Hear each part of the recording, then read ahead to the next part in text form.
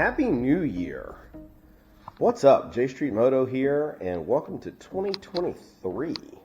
We're in the garage today because I figured I would start the new year off by reviewing my seat right there, the Pera Maverick. And I'm going to make some measurements and comparisons to the stock seat so that if you're looking at getting a new seat or you want to know, kind of some of the dimensions or whatever, if you're like any other person or any of us that have a Harley Davidson with a stock seat, you know that it is uncomfortable as shit. So it's one of the things we change. In any case, I thought that we would start the year out by reviewing a seat. So that's what we're going to do this episode.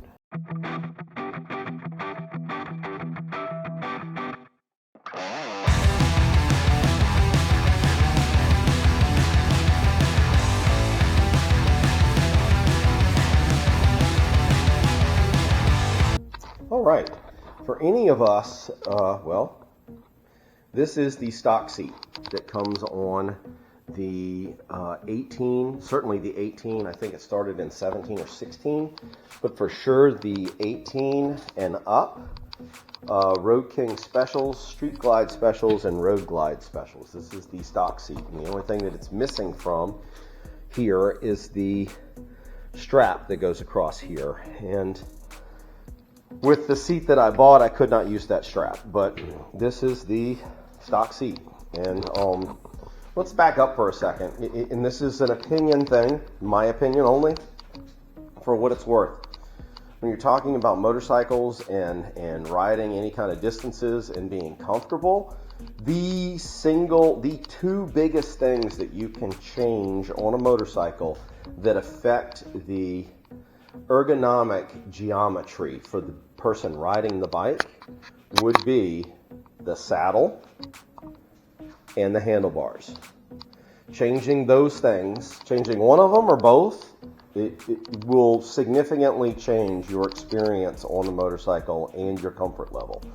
So I went from the stock seat to the Pera Maverick hammock, which is over here. I'll give a better shot of it with it on the bike. And I made that switch back in, let's see, I've had that saddle since April of 2020. It has approximately 45,000 miles on it. This seat does. And as you can tell, maybe not, it looks brand spanking new, even though it's been back and forth from East Coast to West Coast 2 times. It's been to Sturgis, it's been to Key West, it's done a shitload of miles. So I thought I would take this opportunity to put the seat on the bike, the old seat on the bike, and do some measurements for you guys so you can see how the ergonomics on the Pera seat compare to the stock seat and where, certain pressure points are going to be hitting and such. So I'm going to be kind of, the film's liable to be a little disjointed because I'm going to be banging back and forth between different shoots and different scenes. So hopefully it doesn't get too crazy for folks, but yeah, that's what we're going to do. Now the couple of measurements that I'm going to take on the stock seat, just because I know after I bought the new seat how it affected me and where I was feeling it. A couple of measurements I'm going to take are how narrow is it across the top going towards the gas tank. And I'm going to be guessing at this, but it looks like to be about 8 inches. And how high it is off of the floor relative to the Pera Maverick. And we're going to take that measurement in a couple of different spots. It's all going to be on the kickstand. Right here, we're at about 26.5 inches.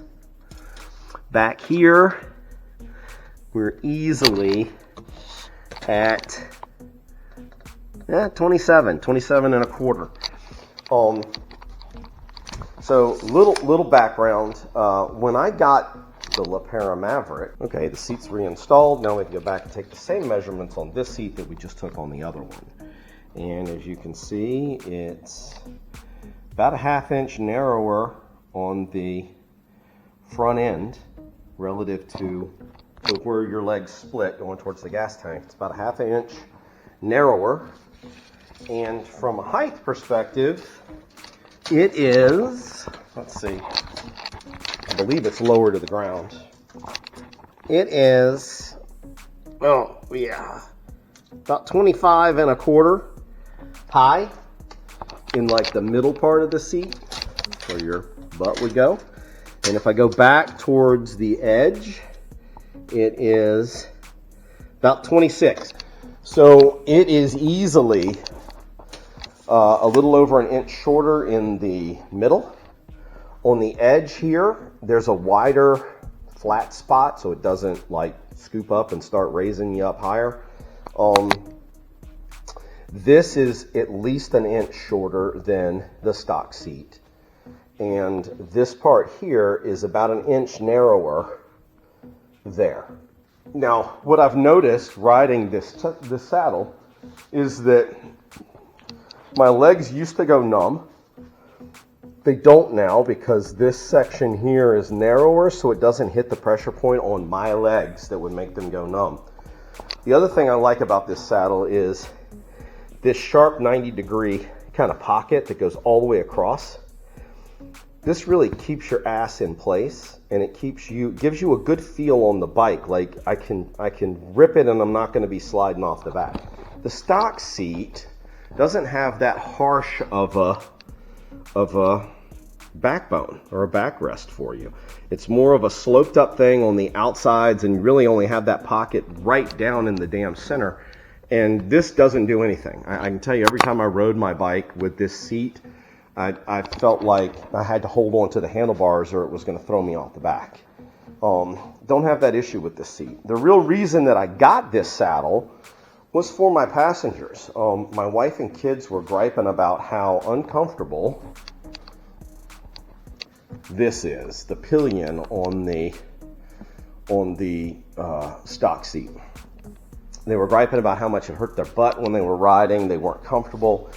And so I picked this seat because of how it looked from a rider perspective, from a passenger perspective. And really what I was going for was I knew that I liked the Harley Davidson hammock.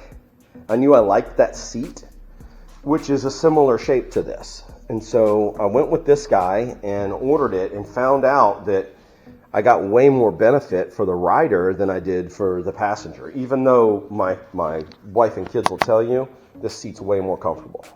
And they enjoy riding more on this saddle. So yeah, that's kind of, well, a short rundown of it. I can tell you that I've never had I've not had a single complaint about this seat for me. I don't have a single complaint about this seat. I have experience. This is the first saddle that I bought for Darla that wasn't the stock seat. I do have experience with other aftermarket seats, specifically the Danny Gray Airhawk. Both Juan and David have that saddle. It is a similar shape to this. The big difference between the Pera and the Danny Gray is the Danny Gray has the ability, it's got air bladders inside of this area of the seat for the rider and this area of the seat for the passenger. You can self-adjust it. You can pump it up, kind of like thinking back to those, the Nike Airs, the shoes, the Reebok shoes you used to pump up. It's kind of like that. You've got a button on the side you can push to pump it up. You've got another button that relieves pressure so you can change kind of the air setting to fit what you're wanting to do at the time. I really like those seats. I can tell you that I enjoy the CVO seat. I really do. But the CVO seat is the only seat that comes on a motorcycle that you buy at the dealer that I would ever use. The stock seats just suck, and quite frankly, I think if you own a Harley, you know what I just said is true. You're dealing with it too. It's not the most comfortable saddle. That guy ain't. It's not the most comfortable saddle. So changing this can drastically improve your experience when you're riding. And what I mean by that is it changes the pressure points changes what parts of you get sore when you're on the bike is the easiest way to put it. I've found no issues with the seat. I absolutely love it. It's one of my favorite additions to the bike. It's one of the earliest additions to the bike. I put this saddle on here right after I took my first multi-day trip and had ridden the stock seat and realized, holy shit, I never want to do that again. So I got this one. Now, a couple things I will tell you about these seats, some differences, because there are more differences than just the shape. I've already put the seat back on, so I'm not going to take it off to show you what I'm talking about with this one. What I'll do is I'll use the stock seat as an example. So if you look at the stock seat and can see how I can bend this, it's not very rigid. You cannot do that with that Pera Maverick. There's no way in hell. I cannot bend this tongue up while the seat is not on the motorcycle. Can't do it. It's very rigid through here. It also is completely carpeted through here, and it has rubber like spacers or grommets that hit the pressure points on the bike, the frame, etc., so that the seat doesn't mess up your bike. I can tell you that this section here is also narrower, and the reason I know that is because when I swapped the seat out the first time, I had a section along this cover that I had to buff out and fix because the seat was scraping it from the stock seat.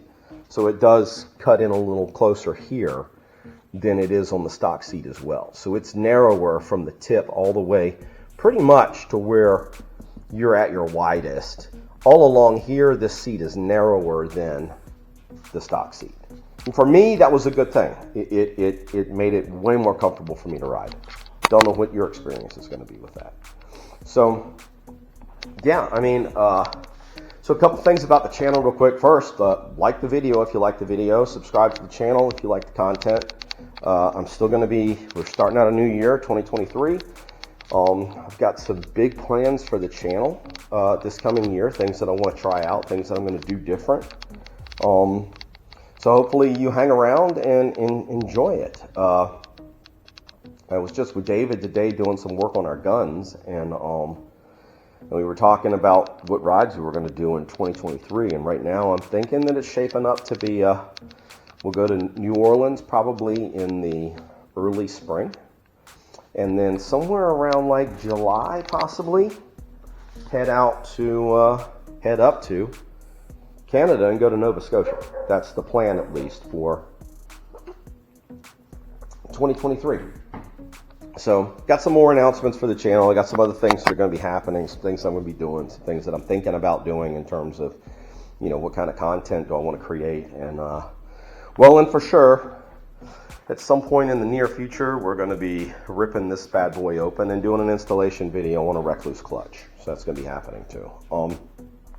But yeah, I hope you guys all had a fantastic holiday season. I hope that your new year is starting out the way you want it to. I hope that 2023 is prosperous for you. If you got any questions about this seat in particular, please feel free to leave them in the comments. I'm extremely responsive.